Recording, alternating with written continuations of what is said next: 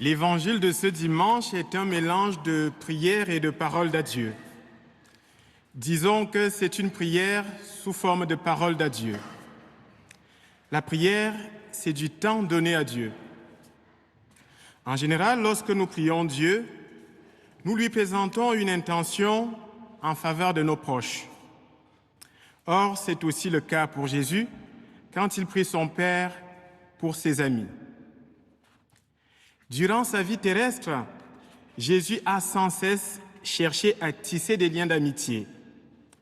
Nous connaissons Lazare, Marthe et Marie de Béthanie.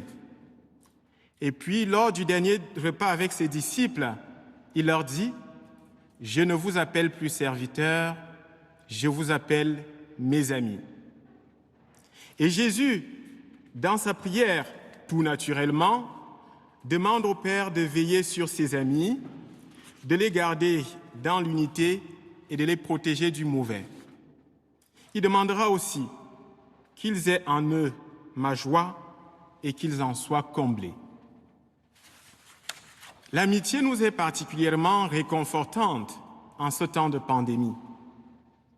J'éprouve tant de joie quand je reçois un texto, une lettre, un mail, un appel téléphonique d'un ami durant cette crise sanitaire. Ceci me redit que je suis important pour quelqu'un. Jésus veut pour ses amis le meilleur. Et le meilleur pour lui, c'est d'être sous le regard aimant du Père. C'est dans le nom de Dieu que nous pouvons puiser la joie complète qui nous fera tenir contre le mal. Père Saint, garde mes disciples unis dans ton nom. Nous connaissons sûrement cette belle prière inspirée des paroles du psalmiste. Notre secours est dans le nom du Seigneur qui a fait le ciel et la terre.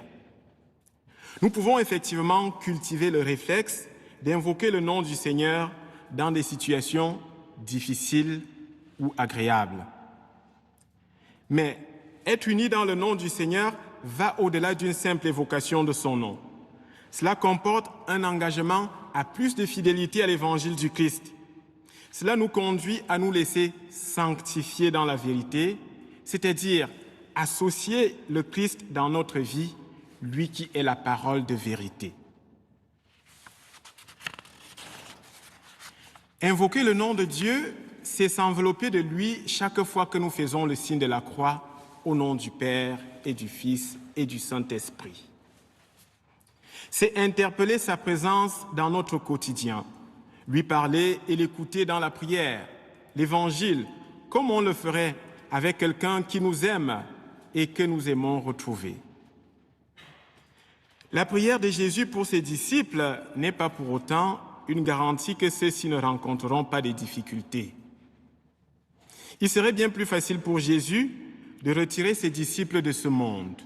Mais non, c'est bien dans ce monde qu'ils sont appelés à témoigner de leur communion avec le Père.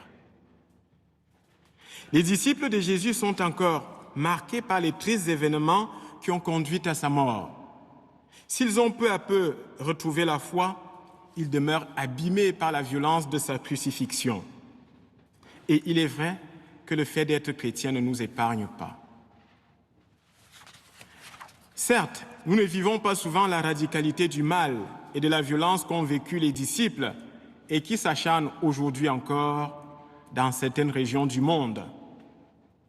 Mais nous aussi, nous pouvons rencontrer des formes d'adversité et des tentations qui ruinent notre confiance en Dieu et notre joie profonde. Dans nos familles, nos lieux de vie et de travail, nos communautés paroissiales ou dans la société en général. Nous pouvons être confrontés à la critique permanente, au découragement, au mépris, à l'injustice, à la souffrance ou à la peur. Au cœur de cette terrible crise sanitaire, la joie n'est-elle pas un mot oublié? Nous pouvons être tentés de nous laisser atteindre par ces attaques malignes du réel et du monde. Comment vivre pleinement, sinon en restant unis en Dieu dans la joie? Nous le savons, aujourd'hui comme hier, beaucoup payent de leur temps, de leur confort, de leur personne et même parfois de leur vie, le fait d'être chrétien. Une femme de ma paroisse, qui est en grande souffrance à cause d'une maladie, répond invariablement à notre inquiétude avec un magnifique sourire. Tout va bien. Comme elle m'encourage à vivre dans cette même confiance joyeuse envers et contre tout. Comme elle, nous sommes appelés à donner une telle réponse d'amour. Comme elle, nous disposons d'un trésor inépuisable pour prendre ce monde à bras le corps, la joie de Dieu.